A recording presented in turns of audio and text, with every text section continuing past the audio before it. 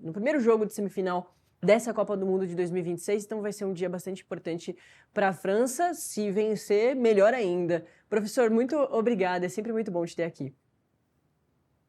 Obrigado, Natália, parabéns pelo programa, sucesso e vida longa. Valeu demais. E a gente já falou um pouquinho sobre a França, então vamos falar de Copa do Mundo.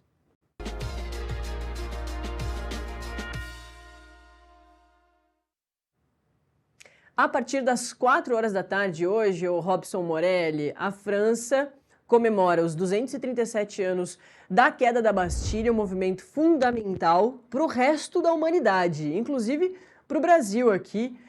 Nosso Tiradentes, todo o movimento dos Inconfidentes, isso tudo surge ao mesmo tempo no mundo todo, mas principalmente por causa do movimento lá da queda da Bastilha, pela liberdade, pela fraternidade, pela igualdade entre todos os seres humanos. E a França pode continuar comemorando esses reflexos todos hoje, porque às 4 tem o primeiro jogo da semifinal dessa Copa do Mundo de 2026 contra a Espanha. Muito bom dia!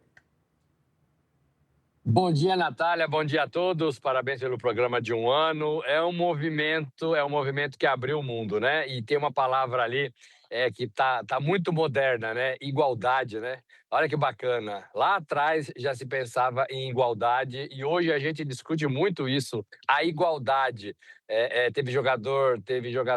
Teve primeiro-ministro da Espanha que falou que jogadores que jogam na França não podiam jogar porque eles não eram iguais, né? Eles não eram franceses. Então isso pegou muito mal, inclusive na própria concentração da Espanha. Então essa palavrinha mágica, ela valia lá e vale muito hoje, Natália. Isso mesmo. E a seleção da França, né? Os franceses são essa população que trazem, né? Os franceses trazem isso tudo no DNA deles desde lá de trás, como a gente está pontuando aqui, e em 2026 tem sido a seleção que mais tem sofrido, talvez, esses episódios de racismo, muito em relação ao Mbappé, que é uma figura extraordinária do futebol, e tem sofrido muitos episódios de racismo, é isso, de tudo quanto é lado do mundo, né? Daqui da América do Sul, aí também do outro lado da Europa, enfim. A gente vai ver esse mesmo Mbappé talvez chegando com tudo nesse primeiro jogo da semifinal. Amanhã tem o outro, que também é outro confronto histórico, né? Como a gente disse ontem, mas vamos falar primeiro desse, de Espanha e França. Como é que as seleções chegam, o Morelli? Como que as seleções estão preparadas para isso e o que a gente pode ver? Se a França vai continuar do jeito que a gente tem visto, ou se a Espanha finalmente pode surpreender e trazer um futebol que estava sendo esperado desde lá de trás.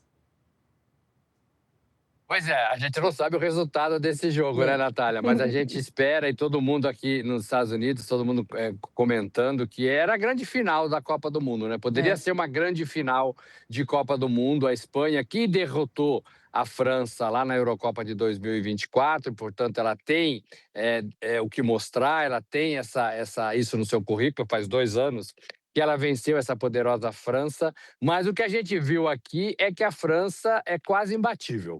O que a gente viu aqui é que esses jogadores da França, que cada um nasceu num canto, ou tem uma nacionalidade, ou uma segunda nacionalidade, ou parentesco de fora da França, eles se encontraram nas ruas de Paris, eles formaram um timinho e eles estão agora fazendo uma bagunça danada nessa Copa do Mundo. Estão jogando bem, estão jogando concentrados. O Mbappé, com 27 anos apenas, ele já tem uma história de Copa do Mundo muito grande, ele já tem uma experiência, e a gente vê isso, que ele não cai em provocações, ele não entra em badalações, ele não entra nessa outra seara, né, que pode tirá-lo da concentração do que é ganhar uma Copa do Mundo. O técnico Didier Deschamps, que a gente fala pouco dele, ele está 14 anos à frente dessa França, e está numa batalha bonita, né, no comando desse time francês. Ele já ganhou Copa do Mundo lá atrás como jogador, ele já ganhou como treinador, e ele está dando um passinho dentro, na antessala de disputar mais uma final de Copa do Mundo.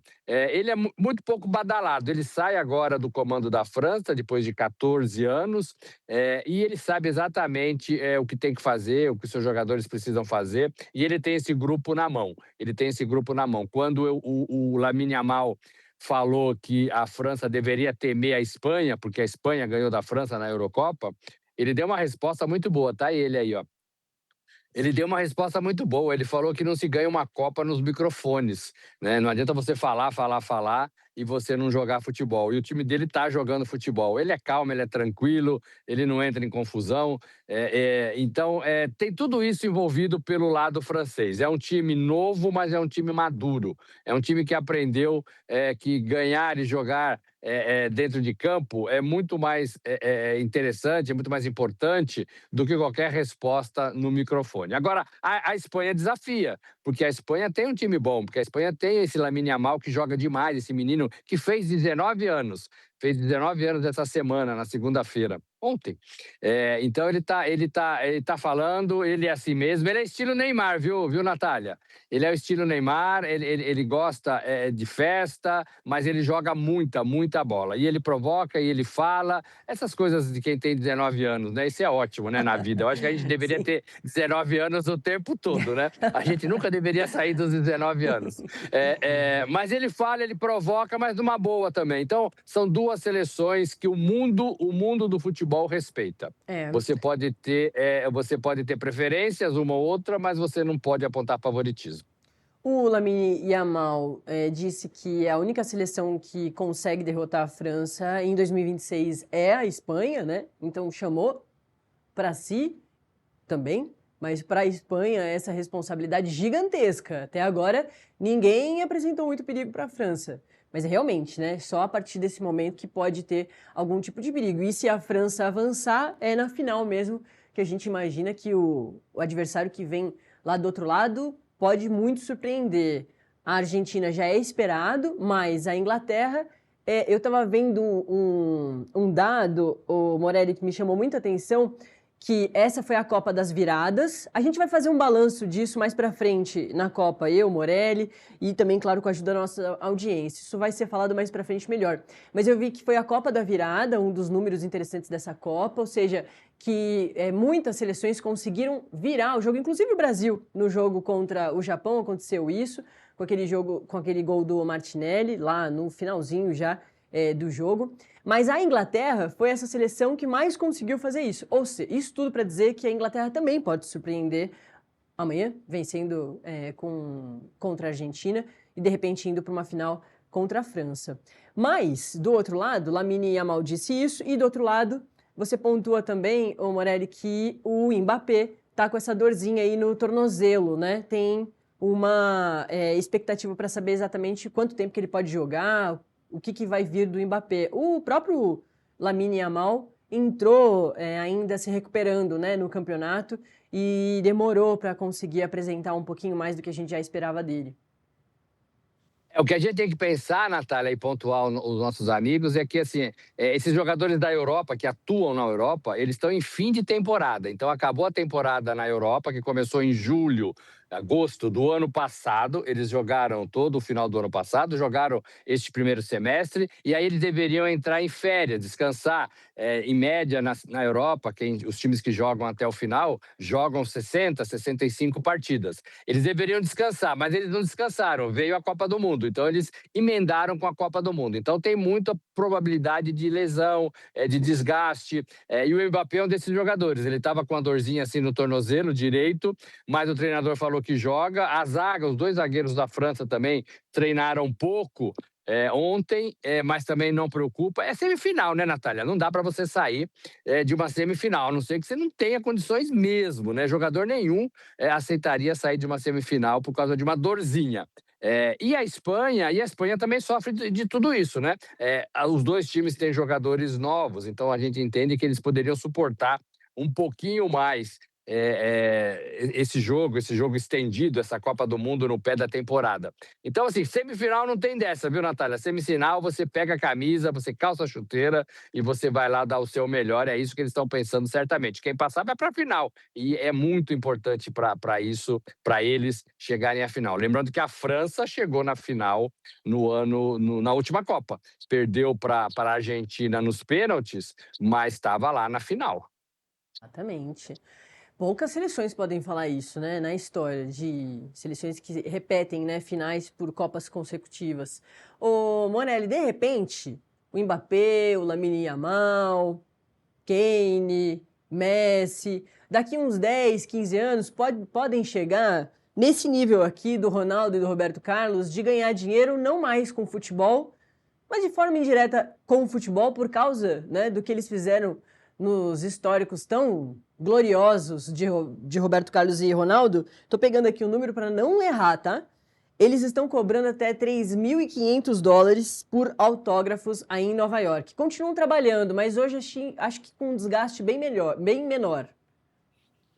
Eles são convidados aqui na festa da Copa, então eles ficam perambulando pelas cidades, pelos jogos. Você vê que eles estão sempre nas tribunas, ao lado do presidente da FIFA. Isso mostra um pouco do prestígio desses jogadores. São os dois, Ronaldo e Roberto Carlos, campeões do mundo, mas quando sobra um tempinho, eles fazem trabalho, né? Eles trabalham. Então isso é um movimento novo que está acontecendo no futebol, que você reúne lendas, né? Legends do esporte. Não é só futebol, mas é de todas as modalidades.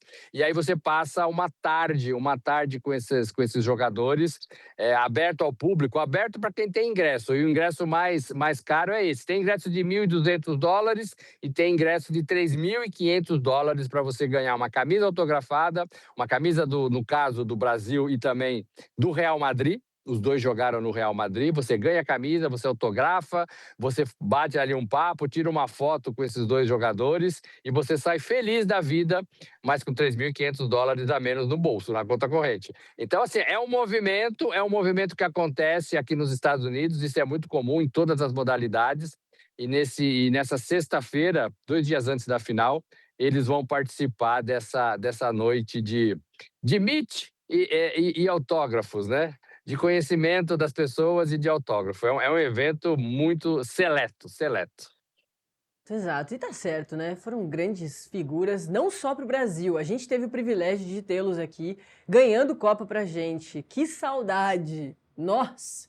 2002 é a primeira Copa que eu realmente me lembro de tudo.